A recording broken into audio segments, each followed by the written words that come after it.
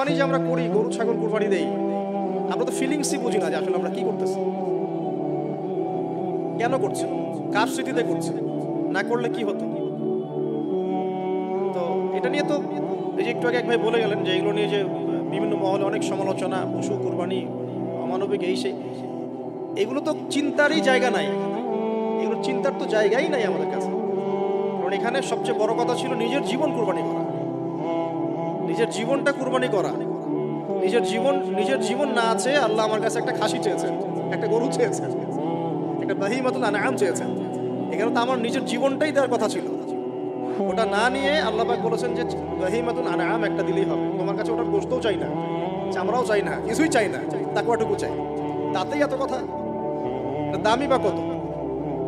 10-15 হাজার, একটা গরুর 50,000, 60,000, 1 লাখ টাকা। 1 লাখ টাকাকে আপনি সন্তানের মূল্য দিয়ে হিসাব করতে পারবেন? তো এখানে মূল জিনিসটাই হচ্ছে আল্লাহ পাকের হুকুম। আল্লাহ পাকের হুকুমই সবচেয়ে বড় কথা। আল্লাহ পাকের হুকুমের ফলেই নেকি হয়, অন্য কোনো কাজে নেকি। আল্লাহ পাক হুকুম দিয়েছেন বলেই। একটা এক্সাম্পল দিয়ে যার সামনে যাচ্ছে, হাজিরা মিনায় রাত কাটাবে না? মিনায় এমনিতে হারাম শরীফে নামাজ পড়লে কত নেকি হয়?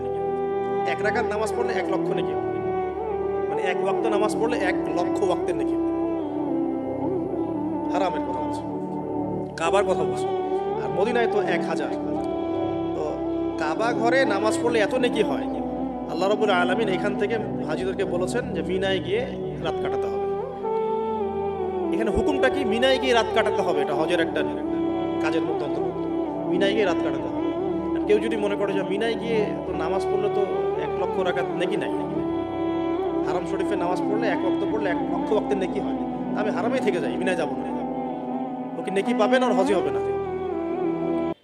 এখানে নেকিটা বড় কথা না, বড় কথাটা কি? আল্লাহর হুকুম। আল্লাহ পাকের হুকুমের পিছনে কি নেকি আছে এটা আমি সংখ্যা দিয়ে কাউন্ট করতে পারবো না। আল্লাহ পাক হুকুম দিয়েছেন মানে সেখানে ইনফিনিটিভ নেকি আছে, ওটা 1 লক্ষ 2 লক্ষ 5 লক্ষ দিয়ে হিসাব করা যাবে না।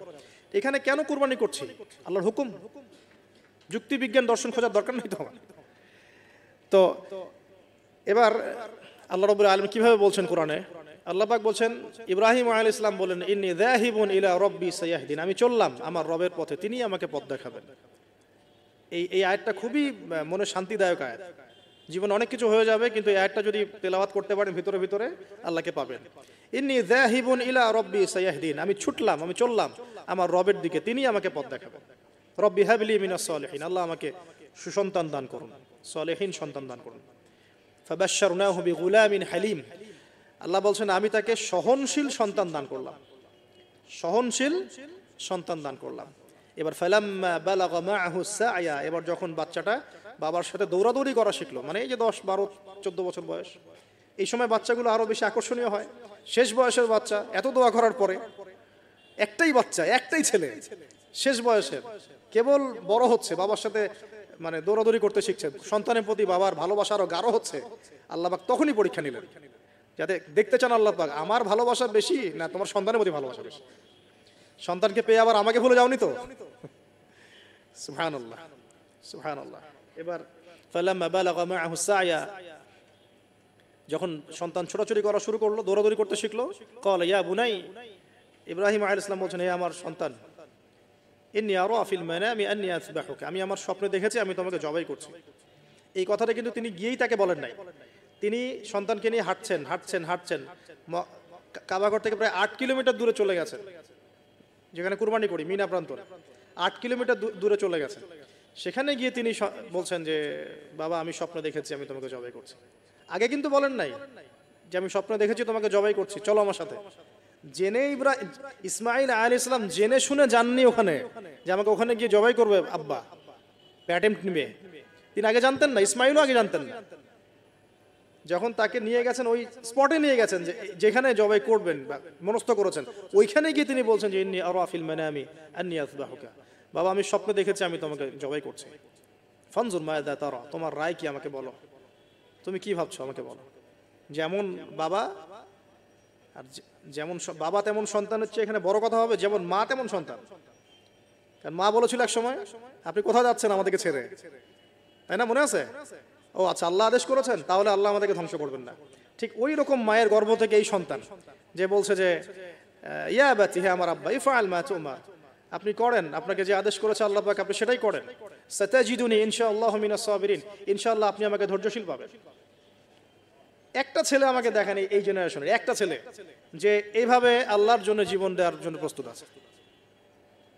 দেওয়ার দরকার নেই জীবন, আল্লাহর জন্য জাস্ট 5 ওয়াক্ত নামাজটা পড়ুক, আল্লাহর জন্য 5 ওয়াক্ত নামাজ পড়ুক, ফজর সহ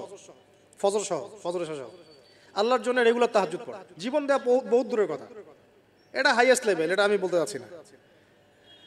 আল্লাহর জন্য কোরআনটা হিফজ করেছে, একটা পারা হিফজ করেছে, বা অ্যাটলিস্ট আল্লাহর জন্য কোরআন তেলাওয়াত করা শিখেছে, জাস্ট রিসাইট করা শিখেছে। আল্লাহর জন্য মানে কোনো মাদ্রাসায় বা কোনো ওস্তাদের কাছে বা কোনো কোর্সে 6 মাস 1 বছর 2 বছর পড়াশোনা করেছে। আল্লাহর জন্য একটু দাওয়াতি কাজ করেছে, আল্লাহর জন্য একটা বই লিখেছে, আল্লাহর জন্য দিন প্রতিষ্ঠার কিছু চেষ্টা করেছে, মানে আল্লাহর জন্য কিছু করেছে। এই এখনকার যে হিউজ জেনারেশনটা আছে, লাখ লাখ কোটি কোটি ছেলে মেয়ে, এখান থেকে আপনি আমাকে 5% ছেলে মেয়ে দেন, ইনশাল্লাহ দিন কায়েম করে দিব বাংলাদেশ, ইনশাল্লাহ। 5% দেন, খালি খুঁজে বের করেন, প্রত্যেকটা ঘরে ঘরে একটা করে এরকম ছেলে আছে নাকি যে বলতে পারে যে ইয়া আবাতি ইফআল মা তুমার সাতাজিদুনি ইনশাআল্লাহু মিনাস সাবিরিন। কি শিক্ষা মা দিয়েছেন ছেলে সন্তানকে, কি শিক্ষা মা দিয়েছেন সন্তানকে, কি শিক্ষা মা দিয়েছেন সন্তানকে। আর এরকম মাই বা কোথায় পাবেন এখন আপনি, এরকম মাই বা কোথায় পাবেন? বাসায় বাসায় সব স্টার জলসা জি বাংলা মা এখন, হ্যাঁ ঘরে ঘরে এগুলা মা সব এখন, স্টার জলসা মা, জি বাংলা মা, হলিউড বলিউড ঢালিউড সব ভর্তি। এদের তো মানে কি, এদের জীবনটাই পাশবিক, এদের জীবনটাই পাশবিক। এমন মাদেরকে স্ত্রীদেরকে আমরা ঘরে নিয়ে আসতেছি, স্বামীর হায়াত কমায় রেখে দিচ্ছে একেবারে, সারাদিন দুনিয়া দুনিয়া দুনিয়ার দুনিয়া। তো হাজারার মতো মা ছাড়া কি ইসমাইলের মতো জেনারেশন আসবে কিনা বলেন দেখি? হাজেরা আলাইহিস সালামের মতো মা ছাড়া ইসমাইলের মতো জেনারেশন সম্ভব?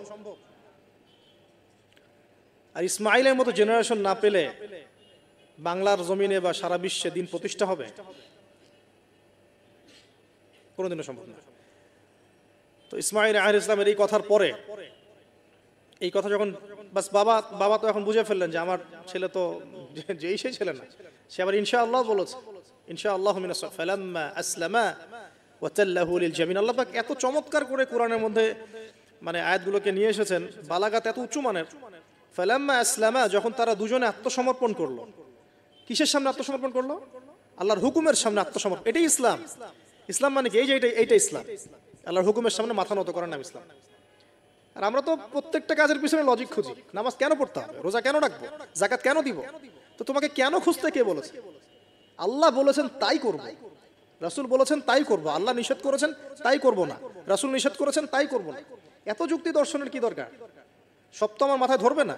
এই যে ফালাম্মা আসলামা, এই যে ইসলাম শব্দটা এখানে আছে, ফালাম্মা আসলামা, যখন তারা দুজন ইসলাম কবুল করলো না, এখানে যখন তারা দুজন আত্মসমর্পণ করলো, আল্লাহর হুকুমের সামনে মাথা নত করলো, ওয়া তাল্লাহু লিল জাবিন, ডান দিকে উপর করে কাত করে শুইয়ে দিল সন্তানকে, জবাই করার সময় যেমন করে শুয়াই আমরা, ব্যাস এই পর্যন্ত ঘটনা। তারপরে আল্লাহ পাক বলছেন ওয়া নাদাইনাহু ইয়া ইব্রাহিম, তখন আমরা ইব্রাহিমকে আওয়াজ দিলাম, হে ইব্রাহিম, হে ইব্রাহিম।